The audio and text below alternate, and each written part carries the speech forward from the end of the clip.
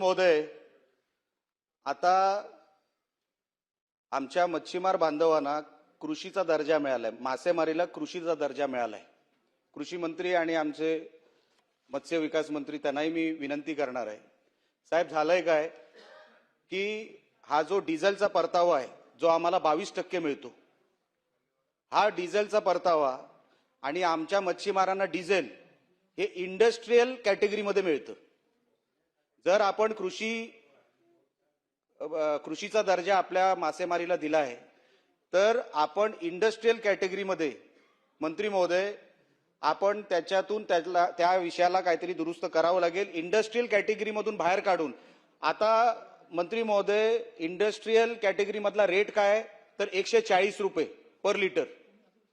तर सगळ्या मच्छीमार बांधवांची मागणी काय अध्यक्ष महोदय की किमान आम्हाला 90 ते 100 जे रिटेलचा भाव आहे तेवढा तरी आम्हाला आमच्या कन्झम्पशन वरून आम्हाला इंडस्ट्रियल कॅटेगरीमध्ये ठेवू नका, कारण का जर 140 रुपये पर लिटर त्यांचा परतावा मिळून सुद्धा त्यांचा काय उपयोग होणार नाही अध्यक्ष महोदय, कारण का ते लॉस मध्ये आहेत, ते दिवाळखोरीत जातील। जर 140 रुपये कुठे आपण कृषीचा दर्जा दिलाय। आणि मंत्री महोदय माझा अजून एक विनंतीचा भाग असा आहे की कर्नाटक राज्यामध्ये प्रति बोट ही 9000 लिटर त्यांना परवानगी आहे, आपल्या महाराष्ट्रामध्ये 3570 लिटरच आपल्या मच्छीमारांना परवानगी आहे।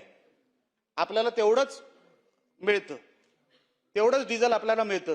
9000 लिटर मंत्री महोदय कुठे आणि 750 लिटर कुठे? आपण कृपया करून त्याच्यावरती लक्ष घालून त्याच्यावरती तोडगा काढावा आणि आमच्या मच्छीमार बांधवांना न्याय आपणच देऊ शकता, तो लवकरात लवकर आपण न्याय द्यावा ही आपल्याला विनंती करतो। अध्यक्ष महोदय, डेअरी डेव्हलपमेंट या विषयाखाली 5 मिनिट झालेत।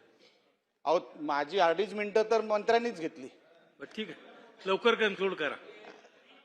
आता मी 2-3 मिनिटं फक्त स्पेसिफिक विषय मांडतो आणि थांबवतो। अध्यक्ष महोदय, डेअरी डेव्हलपमेंट खाली जर आपण हेड बघितलं, सप्लिमेंटरी डिमांड बघितली तर डेअरी डेव्हलपमेंट खाली आपण फक्त सॅलरी काढतोय, ह्या सप्लिमेंटरी डिमांडमध्ये आपण एरियर्स काढतोय।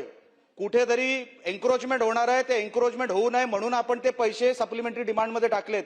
साहेब डेअरी डेव्हलपमेंट म्हणजे फक्त पैसे भरण्यासाठी, सॅलरी भरण्यासाठी आणि एन्क्रोचमेंट खाली करण्यासाठी आहे, दुसरं डेअरी डेव्हलपमेंटमध्ये काही काम होणार नाहीये का? मी सन्मान्य मुनगंटीवार साहेबांचं भाषण ऐकत होतो, 11 कोटीची फक्त तरतूद झालेली आहे आणि आपल्याला मी विनंती करतो ते पण कुठे, ते आरे मिल कॉलनीमध्ये। अध्यक्ष महोदय, आरे मिल कॉलनीमध्ये महानंदा दूध संघ होतं, मराठी मुलं तिथे काम करायची, हजारोच्या संख्येने करायची।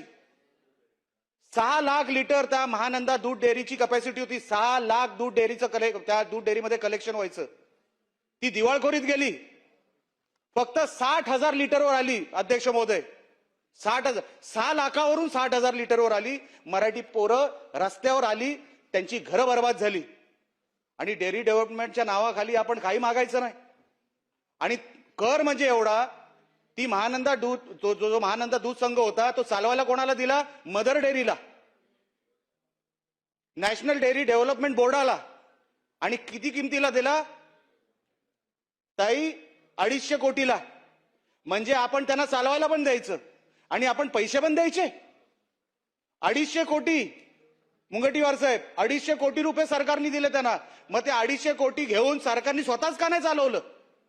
माझा आरोप आहे अध्यक्ष महोदय, हे जे सीओ तुम्ही बसवतात ना या दूध संघावर, या महासंघावर, हे ताई फक्त प्रायव्हेट कंपन्यांना फायदा देण्यासाठी तिथे बसवले जातात असा माझा आरोप आहे। हे कलेक्शन प्रायव्हेट कंपन्यांना व्हावं आणि आपल्याकडे किती जरी रसातळाला आमचा मराठी तरुण गेला तरी काय हरकत नाही, ते दूध महासंघ बंद झाले तरी काय हरकत नाही, पण त्या प्रायव्हेट कंपनीला फायदा झाला पाहिजे। ह्याच्यासाठी आपण हे डेअरी डेव्हलपमेंट चालवायचं आहे का? हे एकदा विचार करण्याची वेळ आलेली आहे, आपण ह्याच्यावरती विचार करावा। मी आता ताईंना थोड्या वेळापूर्वी विचारलं की ताई आपल्याकडे जे काही शहरामध्ये आणि ग्रामीण भागामध्ये कुत्रे आहेत, आता मला माहित नाही कुत्रे बोलल्यावर काही लोकांना राग येतो, काय म्हणतात दुसरा शब्द? स्वान। हा, हे स्वान जे काही शहरामध्ये झाले आहेत, ग्रामीण भागामध्ये झाले आहेत, ताई मी आपल्याकडे येऊन विनंती केलेली आहे, हे जे निर्मिजीकरणाची जी ड्राईव्ह आहे, आपल्याकडे अधिकार आहेत प्रत्येक जिल्ह्यामध्ये, झालं 2 मिनिटात आटपतो, प्रत्येक जिल्ह्यामध्ये आपल्याकडे पशुसंवर्धनचे भूखंड आहेत. निर्बीजीकरण करण्यासाठी हे जे काय लिक्विड करतात किंवा काय इंजेक्शन कुठे काय मारतात वगैरे, कान वगैरे कट करतात, ताई त्याच्याने होत काहीच नाही. ते जन्म देताना 8-8, 10-10 जन्म देतात आणि आपल्याकडे निर्बीजीकरण करण्यासाठी पैसे नाहीत अध्यक्ष महोदय. 11-11 लाख आपण एका छोट्या कॉर्पोरेशनला देतो ताई. 11 लाख आपल्याकडे पैसे त्या कॉर्पोरेशनला नाही. 11 लाखामध्ये प्रत्येक इंजेक्शनची कॉस्ट 1700 ते 1800 रुपये. बरोबर आहे. आपण माहिती काढा, आपल्याला ती सगळी माहिती असेलच.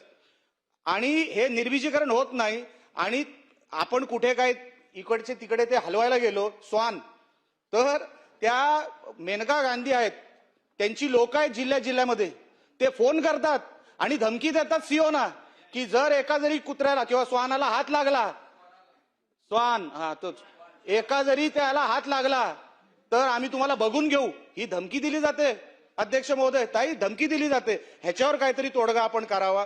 की मत आता एक मालवण शहरामध्ये आणि एक कुडाळ शहरामध्ये माझ्या मतदारसंघामध्ये जवळपास 4,500 ते 5,000 श्वान झालेत.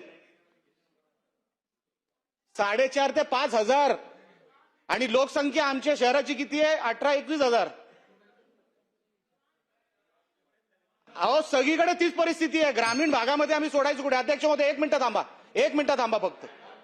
अध्यक्ष महोदय 1 मिनिट. संपवा. अहो 1 मिनिट थांबा. 3,500 ते 4,000 प्रत्येक शहरामध्ये म्हणजे या मतदारसंघामध्ये माझ्या झालेले आहेत.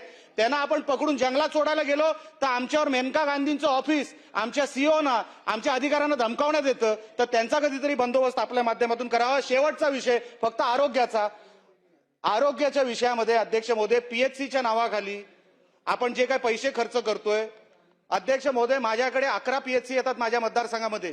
9 ह्या पावसात पडतील की पुढच्या पावसात पडतील हे कळायला मार्ग नाही. 11 पैकी 9 अध्यक्ष महोदय. हे 400 करोड रुपये किंवा जे काही 500 करोड रुपये या तुमच्या पुरवणी मागण्यांमध्ये तुम्ही सँक्शन करताय, काही होणार नाही अध्यक्ष महोदय. माझ्या एका मतदारसंघाची मागणी 54 करोड रुपये. हे 400-500 करोड रुपये करून तुम्ही कुठले पीएचसी उभे करणार आहात? अजिबात त्याचा फायदा होणार नाही. ते पडायला आलेले आहेत. आपण पीएचसी कडे बघितल्यानंतर अध्यक्ष महोदय, पीएचसी कडे बघतोय की मॉर्ग कडे बघतोय जिथे डेड बॉड्या ठेवतात, असा संशय येतो.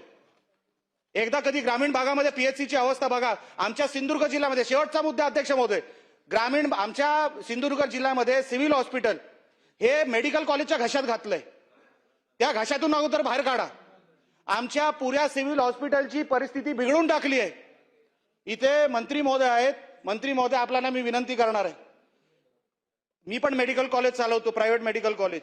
अट काय मेडिकल काउन्सिल ऑफ इंडियाची की कधीही तुम्ही सिव्हिल हॉस्पिटलचं इन्फ्रास्ट्रक्चर वापरू शकत नाही, ही अट आहे. आणि अशी अट असताना हे जे कोण गव्हर्नमेंट मेडिकल कॉलेजवाले ह्यांना काय सगळं माफ आहे का? तुमचा विभाग नाही, तो दुसरा विभाग आहे. तरी पण सिव्हिल हॉस्पिटलची व्यवस्था ही पूर्णपणे खराब झालेली आहे. अहो सिव्हिल सर्जन त्याच्याकडे कामच राहिलं नाही. आता सिव्हिल सर्जनच बेरोजगार झालेले आहेत. त्यांना फक्त सरकारचे पैसे येतात.